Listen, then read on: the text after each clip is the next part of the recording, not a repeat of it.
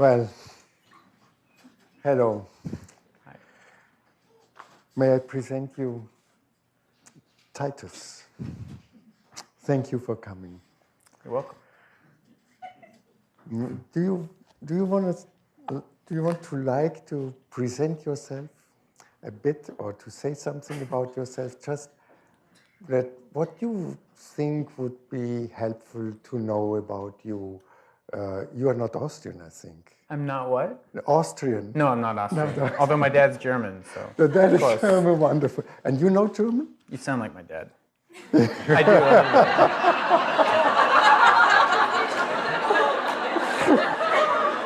do. So half of the work is done already. It's true. How could you do this to me, Father? Okay. Good. You are from Vancouver? No, originally I'm from Minnesota, the United States. I moved here to go to school.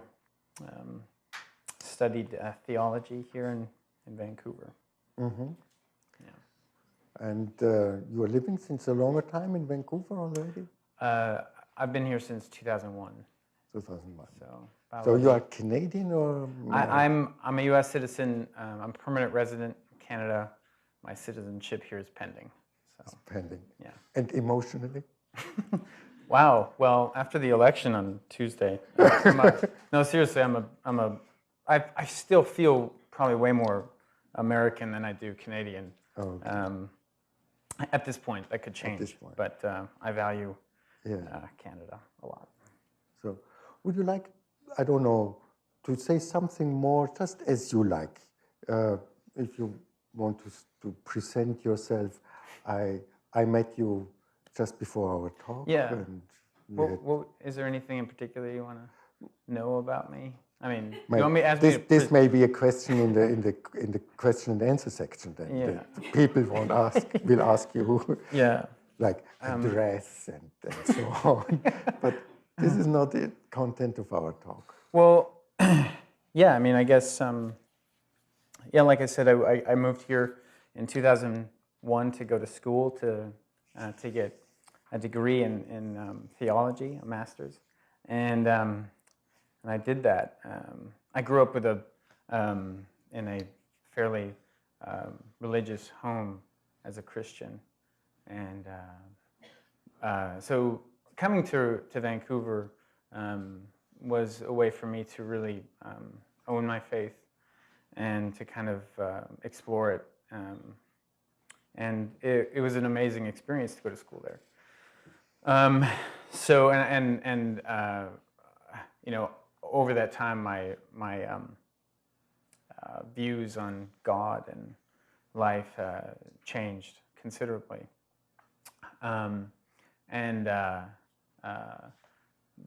But I still really held on to some core elements of my faith.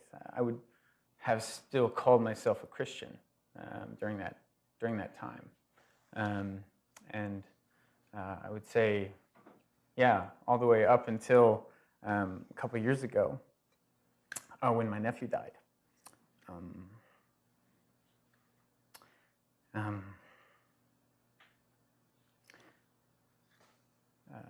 He's my brother's son. He was born with a congenital heart defect, and he lived through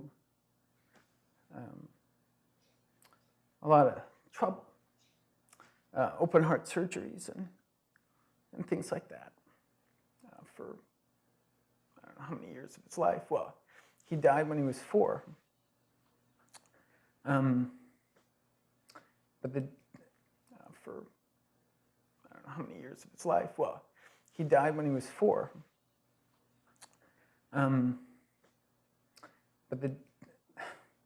But the death, he died he didn't die of his congenital heart defect. He died because he got sepsis, and he was dead within 24 hours. about getting sick.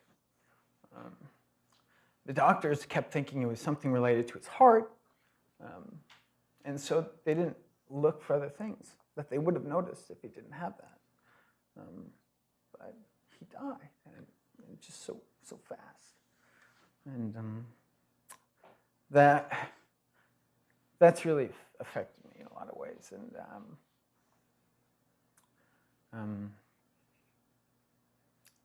And not just, I guess not just that, like, almost even more so, my brother and I are really close. Like, he's one of my closest friends. So seeing the impact on him, I think is almost as bad, if not worse, sometimes, especially now.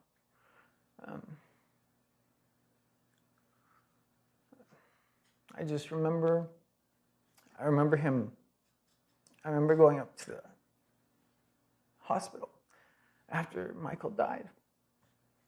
We had to go pick up the car because we had left it there. Or he had left it there. I had flown in after I heard that Michael had died. And so I went up with my brother to go pick up the minivan. And I just, the scene with my brother, you know, when he opened up the minivan and this empty car seat is there. It's going to stay with me forever.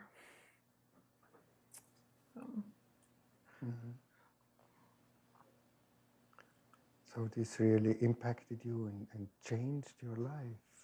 You came into this by saying that you studied theology, you have had a very fair life and good ideas about life and a good understanding.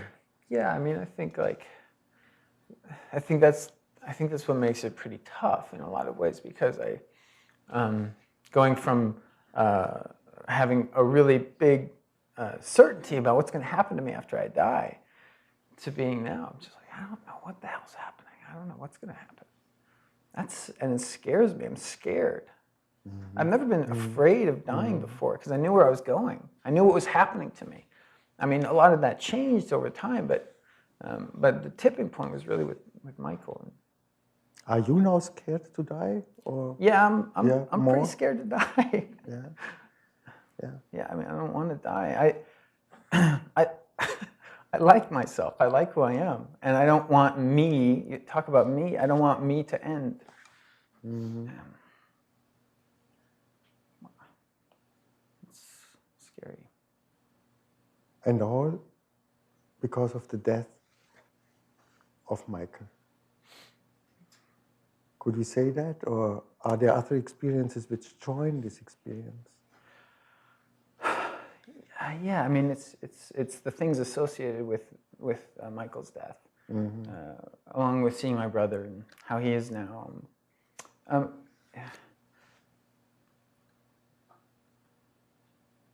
He doesn't understand. He's still suffering even more than you do. Well, I mean, he's going through a similar process or a journey as I am. Yeah. Except, I mean, his is just much more raw. And I think just so present for him. I mean, it comes and goes with me, because I'm not in Minnesota. I don't see him every day, but whenever I think about it, and it's been 2 years, but whenever I think about it, it hits me pretty hard. So I mean, I don't know if it's the only thing, but it's definitely a major and a significant major issue. Yeah. What makes it so difficult? This question is maybe a bit harsh, because of course this is such a difficult loss that this question seems not to be allowed, but nevertheless I would like to ask you this. What makes it so difficult? Is it this not being able to understand what was going on? Or is it the fact that simply Michael isn't there and we love him so much, and how that this is impacting and deteriorating even, or impairing our life, my brother's life, and this suffering of not having him, or is it that I stand before that fact and ask myself, how is this possible? And I'm a theologian, and what is God saying to that? Is it this question more, or the other, or both? I mean, it's definitely both. I mean, I don't really pray anymore, so I don't really know. I kind of really hope that I'm wrong. And I hope to one day find myself back into a faith of some sort. I don't have that. I think I'm just so sad that Michael's gone. I mean, he was such a sweet little boy. And how could that happen to my brother? Like, you know, I'd be a terrible God, right? That'd be awful. But I'd know not to do that. You know? Yeah. You would, yeah. In that position, at least you wouldn't make that mistake. That's right. Yeah.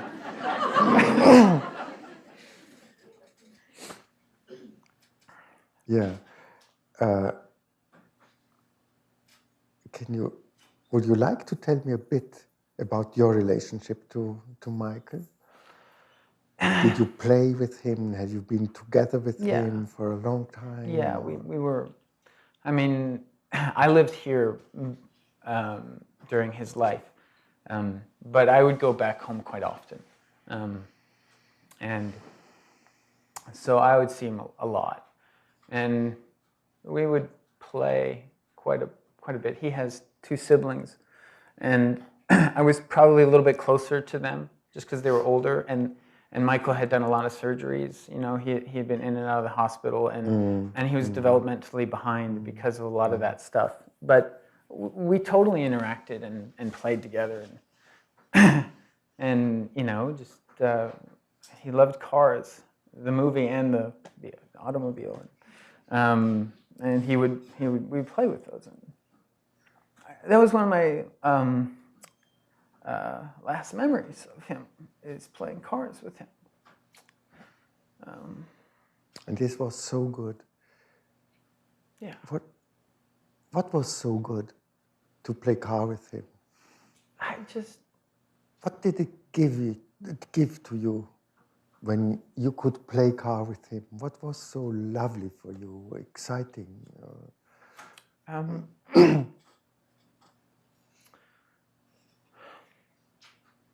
Just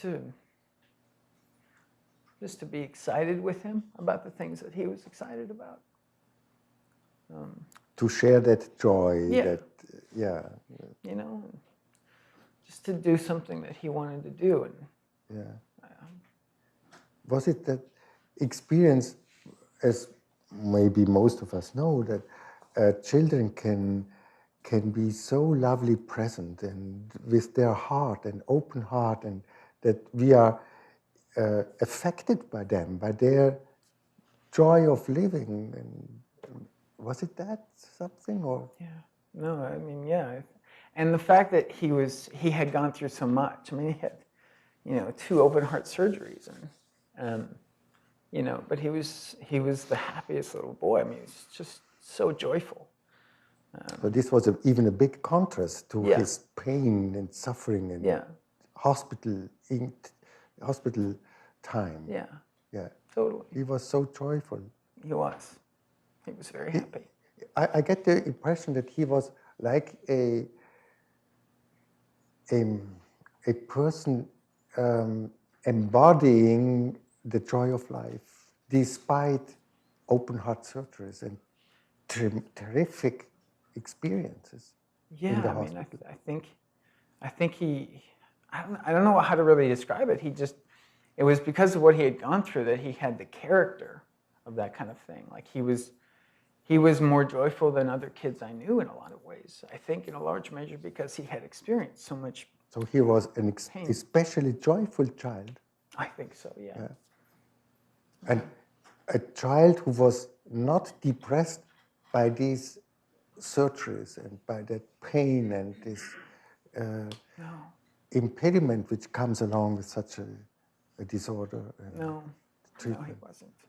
So he was gigantic in joy for life, Yeah, in a way. yeah, Maybe more than his siblings. Could we say that? That he was so especially joyful.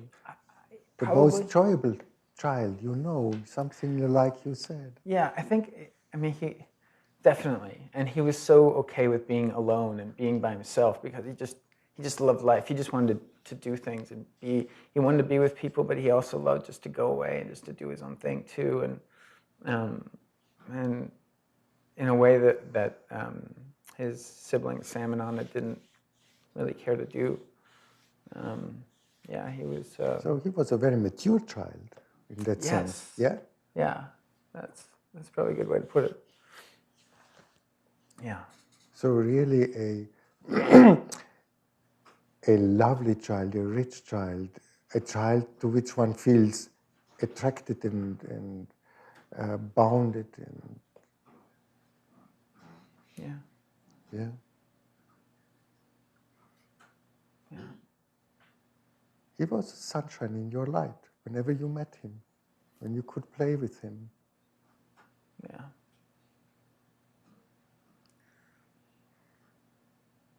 So you lost really a very valuable person. Yeah. Definitely. Mm-hmm. Yeah. He was important to me. He was important to you. If you say that he was important to me, what would you say? What was his message of life? What was his message to you? To me?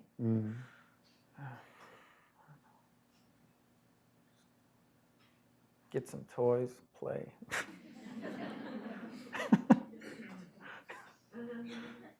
A very wise answer. Yeah, very wise. He would say, don't stop playing. Yeah. Titus, learn from me. Take this from me. Don't stop playing. Take some toys and enjoy life. This is my message for you. Yeah. This is what I stand for. This is what my existence was good for, to give you this message. Would this correspond to him? Yeah, I think so.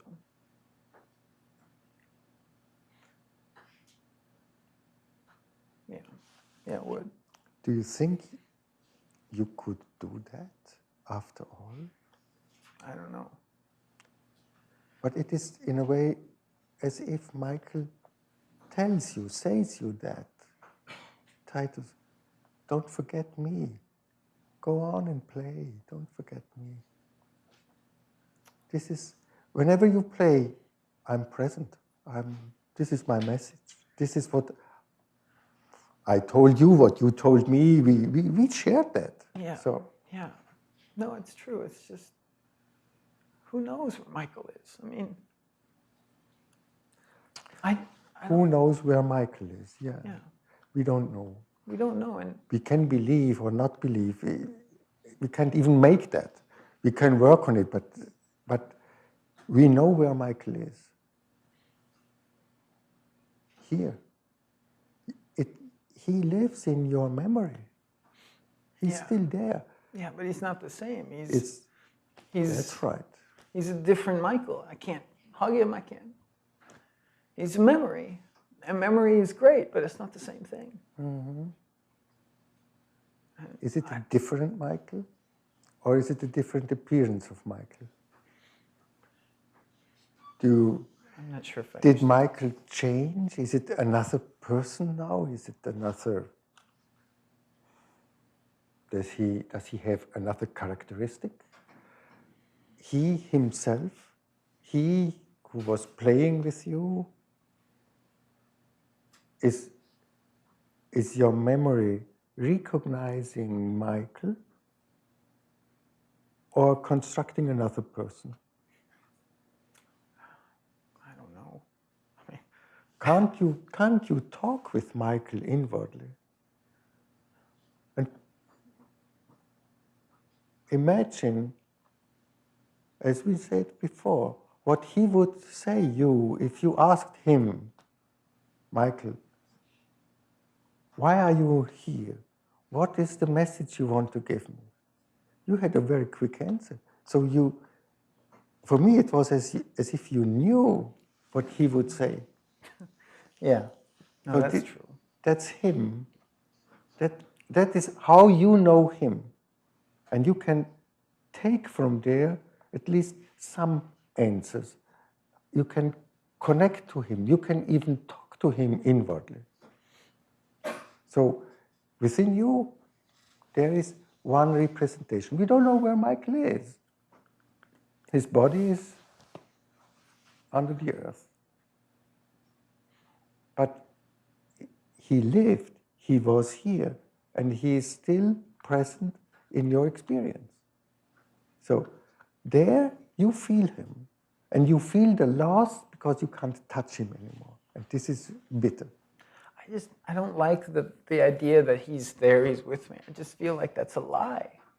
I mean, if it's not a lie, it's just it's a difference. Like and it's a significant one, because I just think it's a way of coping, rather than actually admitting that he's not with me.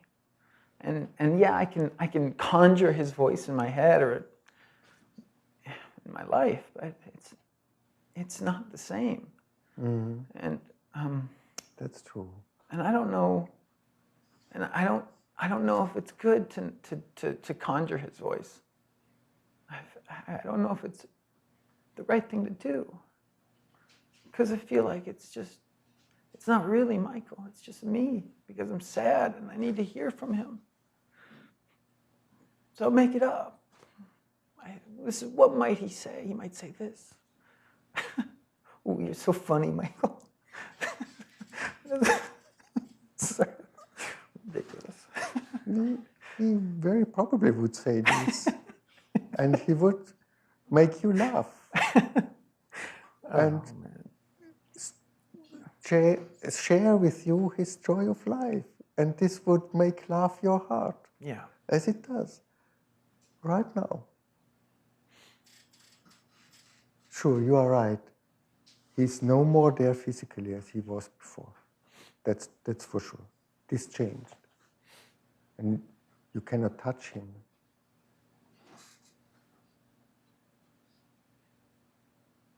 But you know, you still love him.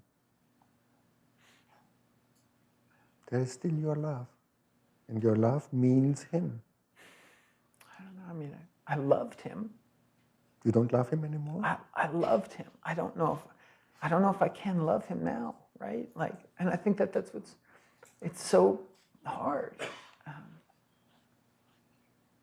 I wish I could.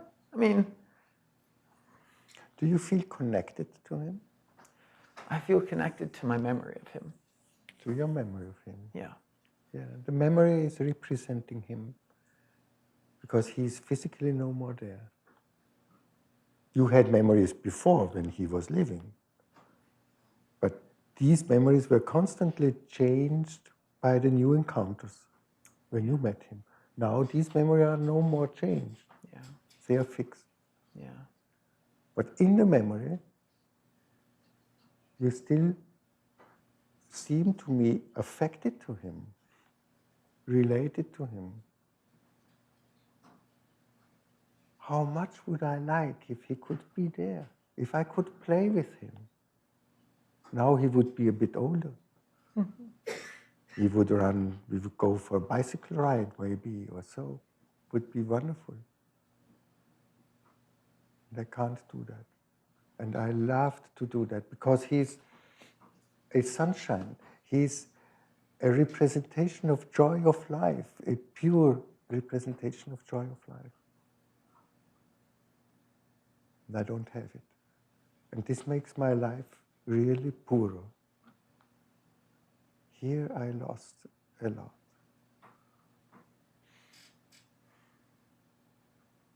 And I cannot change it. You think you can let it be? You can say, this is so. This is a fact. This belongs to my life. That I had 4 years with Michael and with siblings, which still continues, and with my brother and with my wife and with my friends and so on. But amongst all these valuable relationships is Michael. And I had the chance to play with him for 4 years,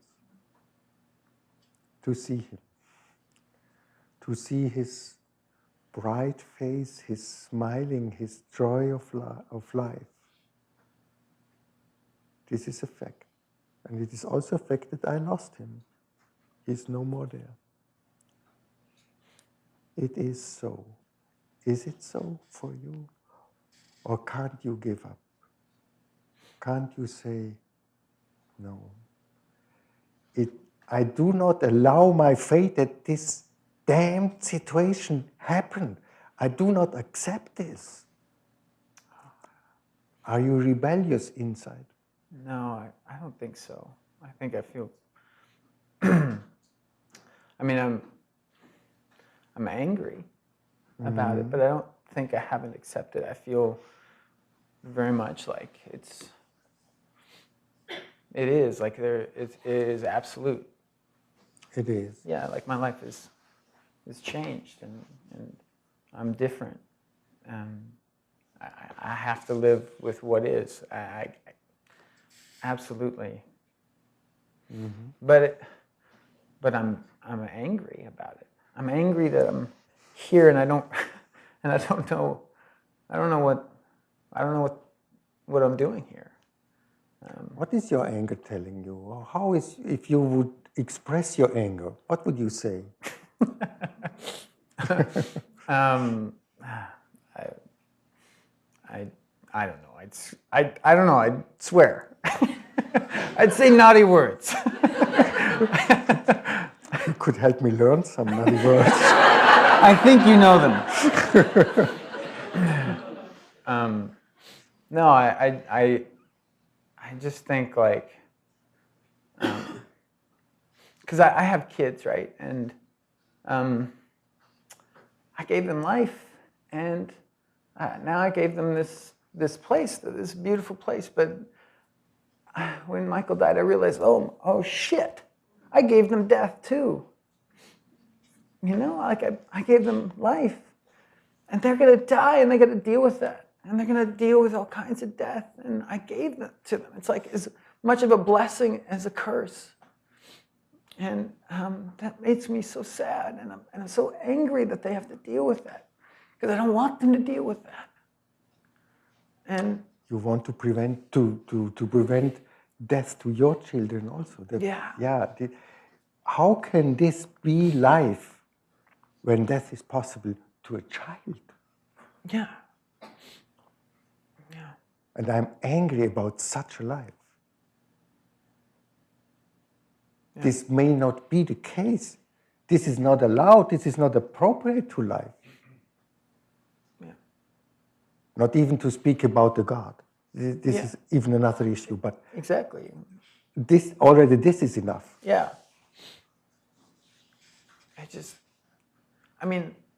I don't know. I don't know if I would have changed my mind having kids. I love my kids so much, but like I think it really affected me when I just realized that, and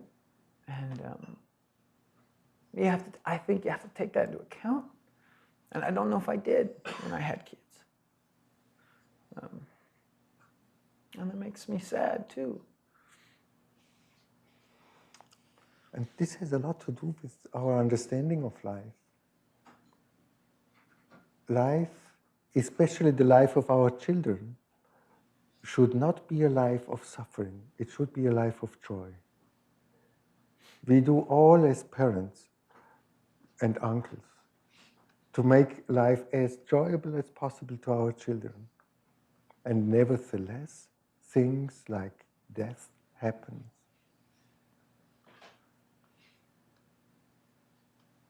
Does this really belong to life? Is life different than I imagine? Is life different than I wish it to be? How is life? Is life a right for happiness? Do we have that right of happiness? Yeah, I don't know.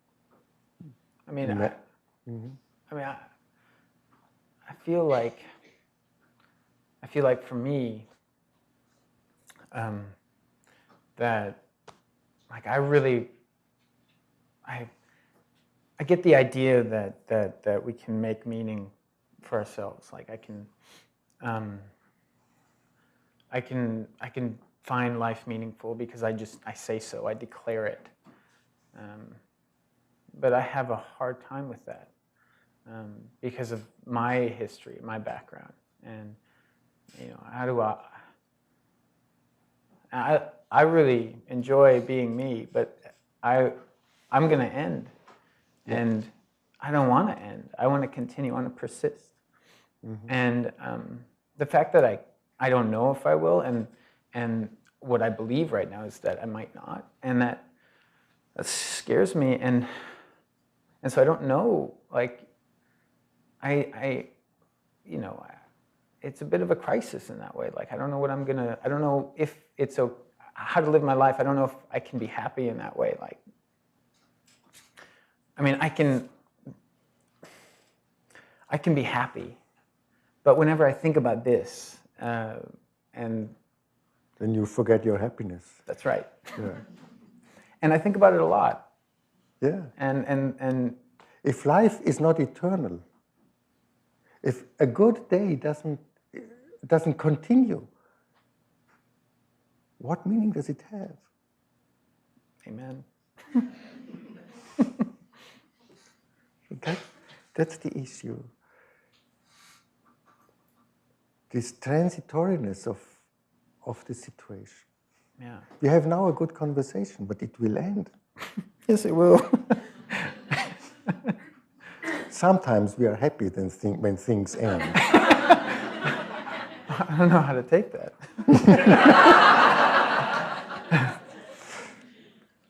But sometimes we are not. Especially when things are valuable, when they are good, we want continuation. Yeah. We have a desire for eternity. Yeah. And we can make them a bit eternal. Do you know why? How?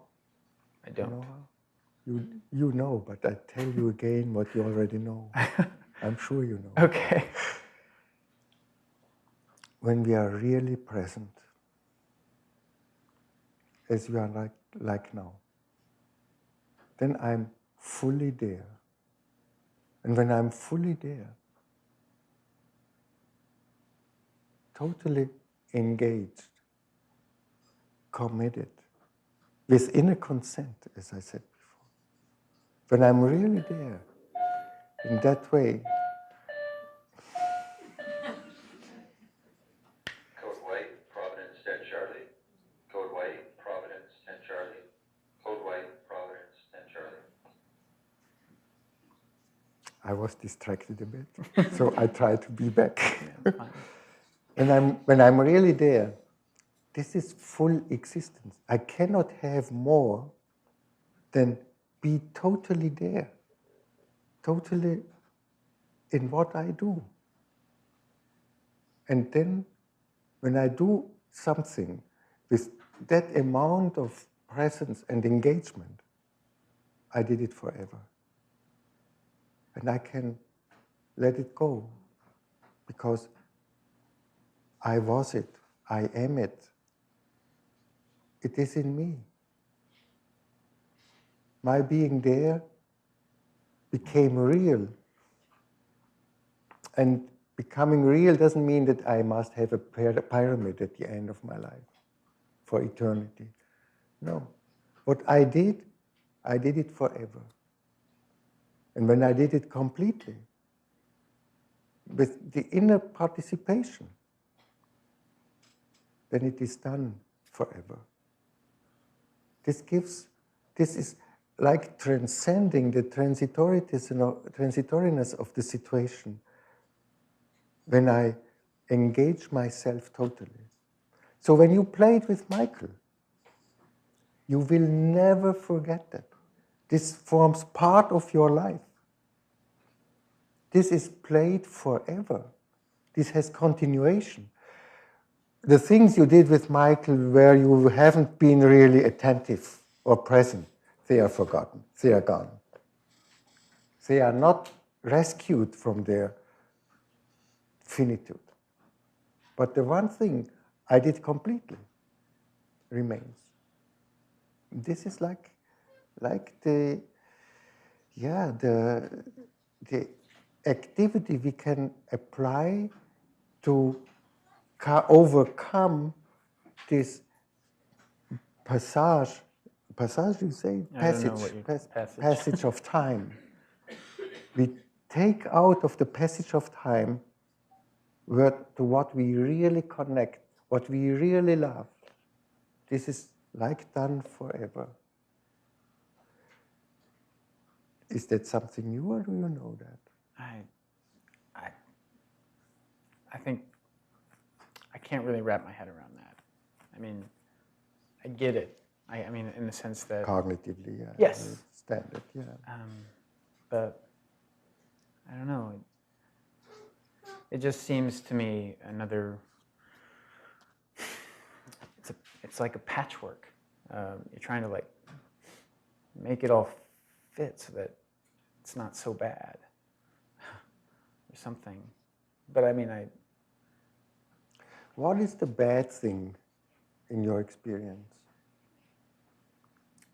Well, the bad thing is just the fact that I've lost loved ones, you know, and that I might, and that I will continue, and that I'll lose myself eventually. You have lost Mike, Yeah. and you will continue, and you will follow. Yeah. And I will follow, hopefully before you. Yeah. That's right. And like, to me, those things are just so present and real. I have a hard time thinking that the times that I have had with Michael or with somebody that I cherish, that those things last forever, just because I have them in my memory and then I remember them. They're Even important. more than in a memory, you are it. This is like the food we eat, we absorb it, and then we are constructed of it. The difficulty you have is, as I understand, that you lost Michael. And not only Michael, you will lose other beloved people and finally your own life. Yeah. And the death of Michael was like a shock which showed you life is different. Life is finite. From the beginning, it is finite. From the beginning, we can die. Not only when we are old. Mm-hmm. This life is such. This is like cruel. Yeah. So this is reality. This is the reality of life. Mm-hmm. And what can I do with this reality? Either I can commit suicide right away, then it is over and I don't have to suffer anymore. Or to continue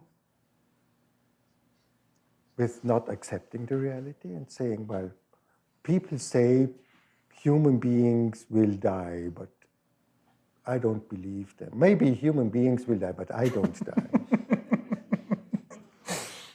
Yeah. This is this negation of a reality. Or I can face the reality and say, well, that is true. Michael is already dead. And I'm going to die one day. So what can I do with it? how can I deal? How can I face this reality? Cope with it. Yeah. What can I do? Yeah. I mean, maybe, yeah, I don't know. I mean, I just don't know. I don't know, even if I could find, what do I do with the time that's given to me? Like, that's important, and I want to find those things. But unless I persist, unless I keep on living beyond this world or whatever, I have a hard time finding that it matters at all what I do right now. And if I say, just because I just say it's meaningful, it doesn't make it meaningful.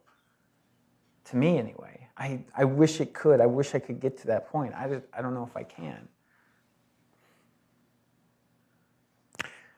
You possibly want to make your life, out of your life, a monument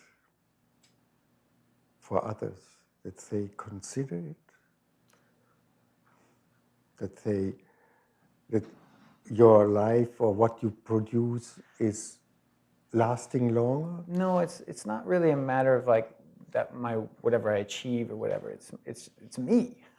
I want to continue. I want to be immortal, I don't want to die. I don't care if I do anything. I just want to keep on being me.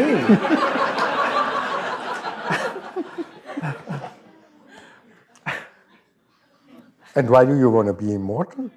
What is so funny and to be immortal? Well, I think it's just that I, like I said, I like myself. I enjoy spending time with me. So, I mean, that's really what it is. Like, I want to have a personality, and I want that personality to go on. And I want to think that that's what happened to Michael, because then I can experience that personality again. So you love life very much? I think I do, yes. So you have the feeling you can't get enough from this value with what life is? Yeah.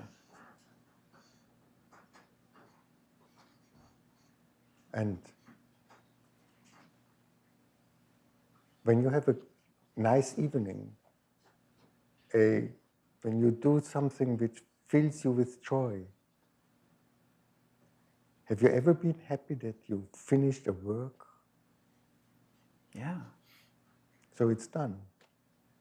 It's over. And it's a pleasure to see something which is done, which is over. I think the key, though, there is the fact that I get to see it. And I can see it. Yeah.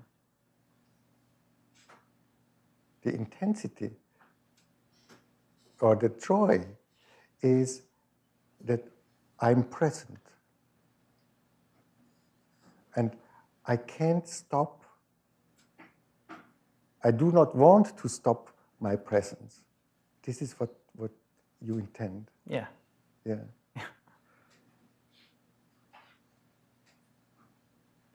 And even when things change, you have still a presence. You finish one job, you do another one, then you go and listen music and so on. But you are going on in that continuation of being present and enjoying life. Yeah.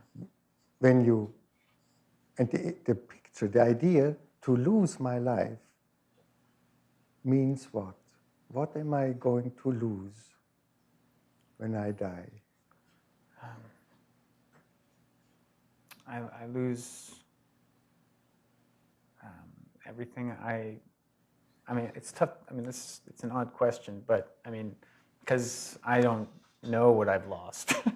I'm no longer there, but if I were, I would say that I've lost everything that I love about myself and everything that I like about me, and I lost all those other people that I was connected to.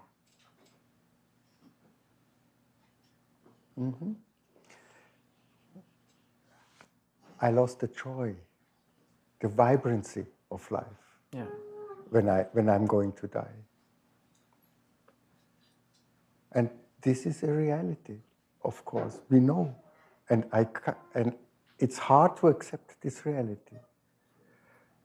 And this reality means that I have to experience what I do, the values, what I do or what I'm connected with, as a gift today.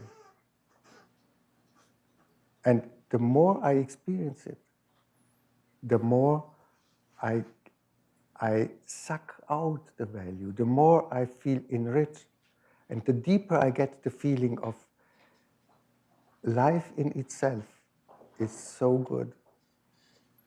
This is where you are so deeply connected, that life is so good, that I can say yes to it, that I want to continue, and I cannot get enough. Why can I not get enough? I expect more. That's right. I want more. But the reality is, I have all.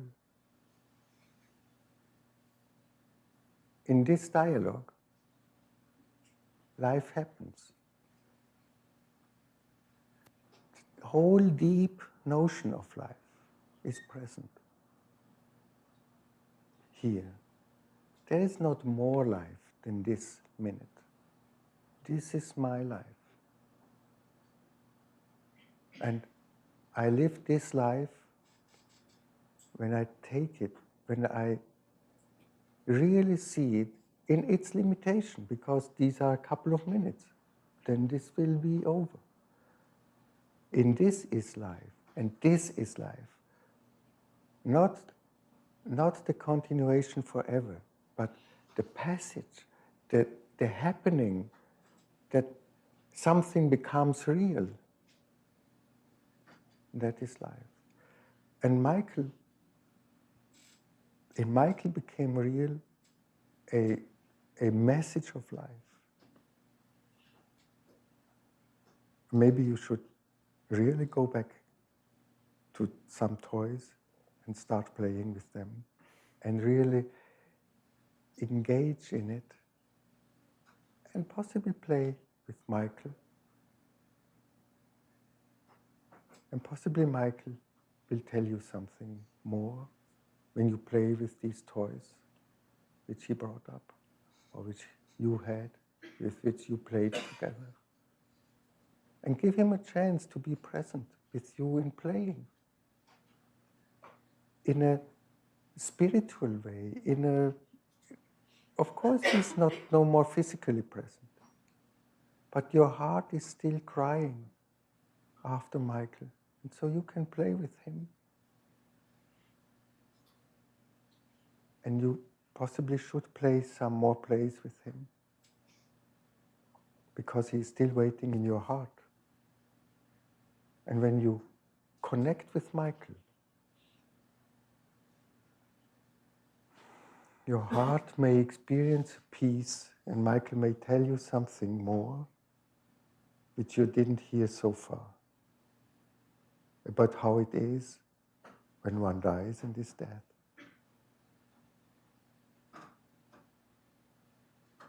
He was laughing in the sunshine boy even after terrible operations.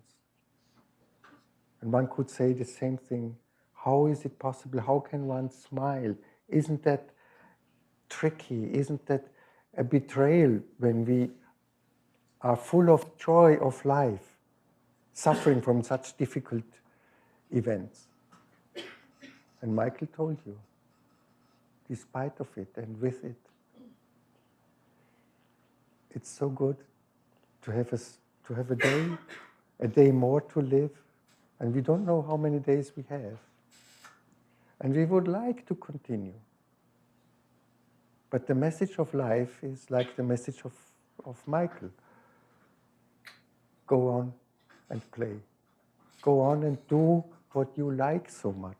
And do it with your wholeheartedly. engaged. And then the finiteness of life is no longer so difficult, so hard to take, because I get so much. I get the wholeness, the richness, the full life when I play with Michael. I can't get more. I can't eat more. Life can't be fuller. And the more I have such experiences, the more I get full, satiated,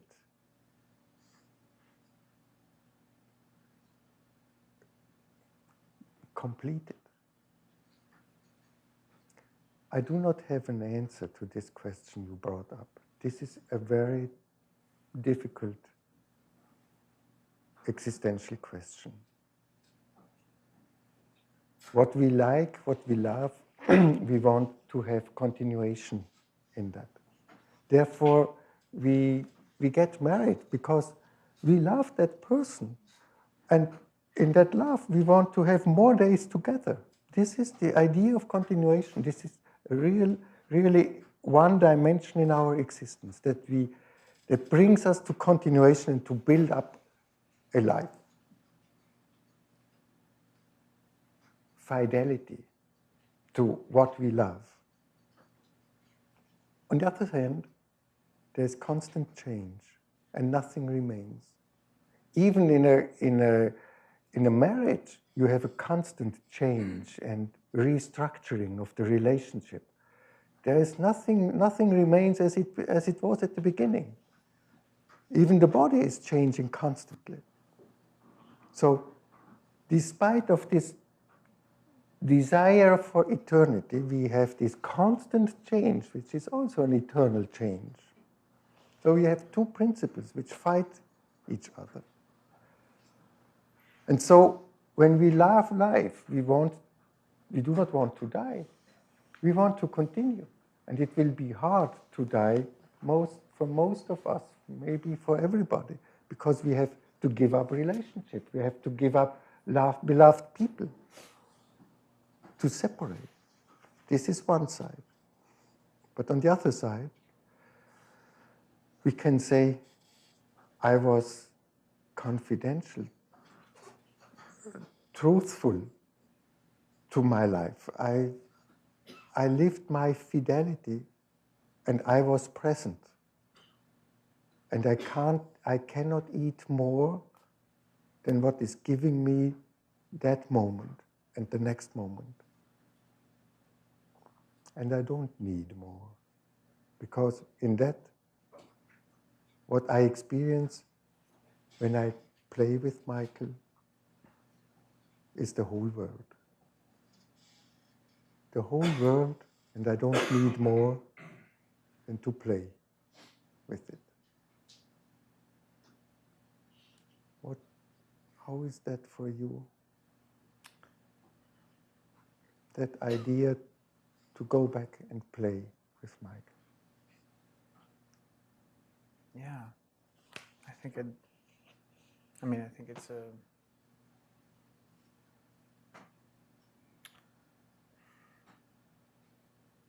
Yeah, I definitely think that's a good idea. I mean,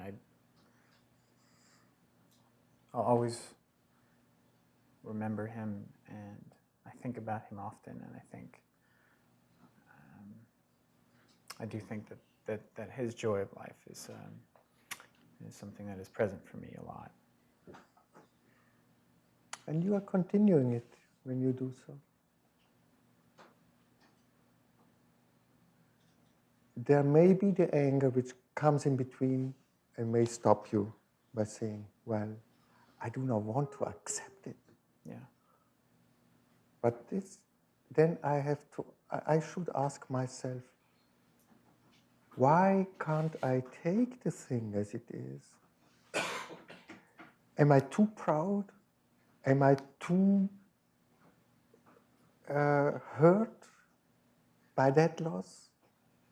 Or can I say, well, you said, I realize it, I take it as it is. This is Michael is death. That's for sure. That's a reality for me. And I feel playing with him was so good. And maybe tonight he told me, play with me once more. And then you play with you at the same time.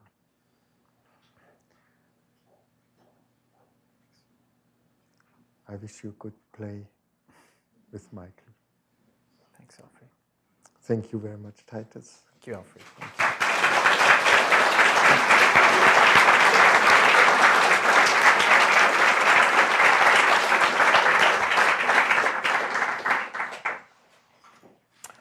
Well, thank you really, Titus, for this dialogue and for your authentic letting us take part in this experience. And I can imagine that all of you and experience the same as I did, that there is a reality to which to cope. It is not easy. And this is a task in our life, to be ready for death, for our own death and for the death of others. Maybe you have some questions. It's already close to 9, but 1 or 2 questions or comments we could allow and accept, and we stop at 9 o'clock. Okay.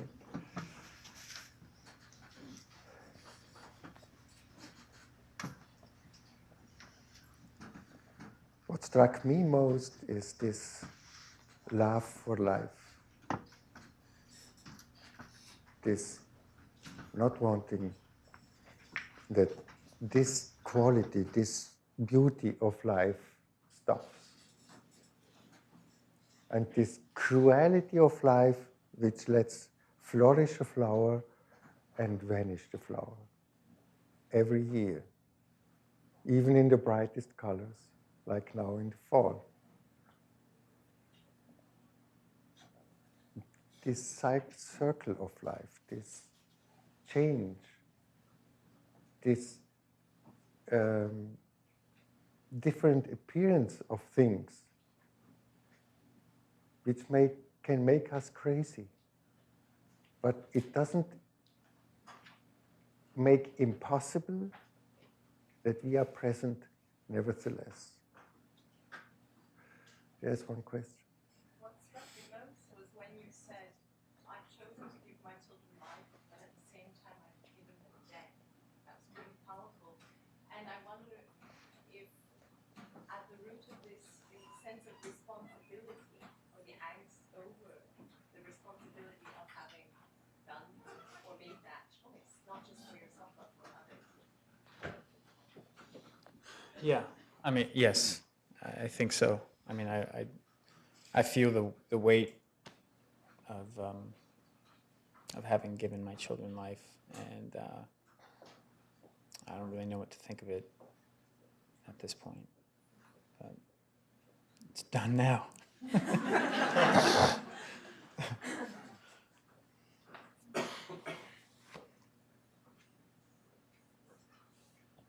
Yeah. Giving life means giving death, because life is for a certain time, and then this life is no more, at least in this form as it is, and we don't know if there is life after death or not. We can believe it or not believe it, but knowing, we don't. But nevertheless, we can live with our whole heart in full presence and live with this inner yes, this inner consent, because then we are mostly present. And when we have been really present and taking part in the good sides and in the grief and in the losses of our life, then we can one day more easily go and leave our life, because we have eaten from this table and we do not go away hungry from a table which is full of food. We took part, we participated as long as it was possible to us. We do not know how long. It is a gift. We can make use of it, and we can be grateful for it. This is what we can do. But we cannot dominate. And if we try to dominate, then we have a hard time, because life is stronger than we are. So I think this could be a good end. Or do you want to add something more? No.